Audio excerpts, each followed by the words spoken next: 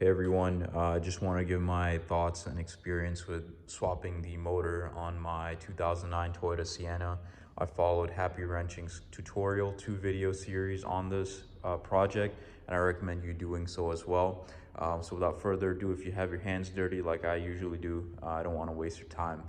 The first thing that I would say in my experience is something that you should be concerned before you start this project is having the right space to do this job to begin with. So I have a 2-car garage. That's probably what you will need, since the subframe assembly will have to slide out and has to go somewhere. So if you're doing this in a 1-car garage, I don't really think it'll be feasible for you unless you actually lift the motor out rather than drop it.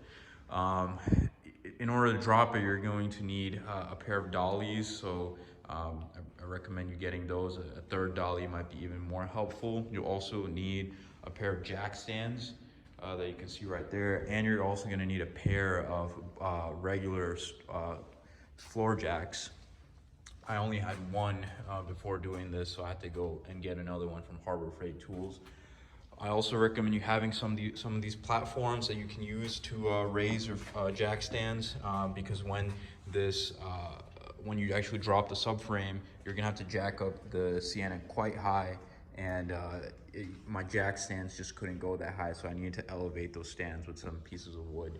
The next thing I would say, which is pretty important, and by far definitely the most time consuming, was dropping the subframe. And one specific part of it, which Happywrenching also mentions, is that there are 4 bolts that the subframe essentially connects to the frame of the car with, and there's 2 in the back, 2 in the front. The bolts come out easily, but there's 2 pins. There's a pin here and there's a pin there that kind of slides into that subframe.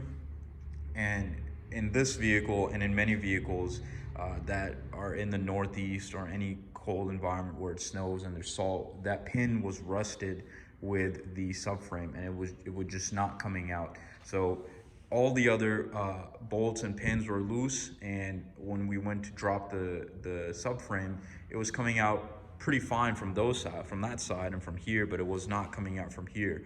So this is by far the most time consuming, most physically exhausting procedure. There's a lot of PB blast, a lot of WD-40, a lot of liquid wrench that was used on that little joint where that pin meets the subframe. And what might also help you is to get a little fork like this one, which actually broke for me, and really jam it in there and use a lever to put a lot of force on that joint to make your life much easier and save some time. Overall, this whole project took me about 40 hours to do because I don't have any mechanical experience. I just did it in a series of weekends. A lot of this stuff over here comes off pretty quickly. You could take off the airbox, battery, all your hoses within a few hours. You could take the windshield assembly, wiper assembly off within a few minutes, honestly. And really the big amount of work to do is just lowering this and raising this safely. So like I said, you're gonna need 2 jacks. Having your third scissor jack from your vehicle is also helpful in order to just keep this subframe assembly balanced. You don't want it tipping that way or this way or this way or that way. That's gonna help you a lot. Another thing that I wish I had done, and you can see the old motors over here, is I wish I had taken a picture of the motor with the wiring harness already attached to it, just so I know where all the sensors go on. So once you've taken the vehicle out, your once you've taken the engine out, obviously your wiring harness is still connected to it. Just take a picture of, essentially every point that the wiring harness connectors, where are they connecting to? And the reason I say this is because there's one connector for me that I forgot to plug in, and it was this connector over here. This is the crankshaft position sensor, and it lives behind where the AC compressor is. So the AC compressor would go right here. The alternator goes right here. So there's no way to access that sensor once your compressor and your alternator is out. And I had a connector that was dangling in there with everything else connected, and the engine would not start. This prevents the engine from starting up. So Had to go through the manual and see why I was missing a connection, and ended up having to take the alternator out, sliding this compressor forward, and making that connection. Those are pretty much the most difficult things I would say, and things from my experience. It's a very doable project. I wouldn't be too concerned about it. Some other things that may help is just having like a code scanner. You're probably gonna have some codes pop up once you do the engine swap. I had traction control code pop up, which I had to do a 0 point, I forget what's the word, calibration to reset that code, and then that went away. And having a amp probe or multimeter could also help you if you're having more electrical issues. Other than that, I don't really think there's a lot.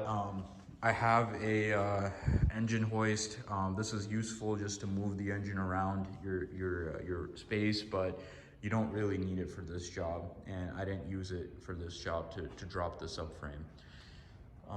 Yep, that's it, and hopefully you guys are able to do this.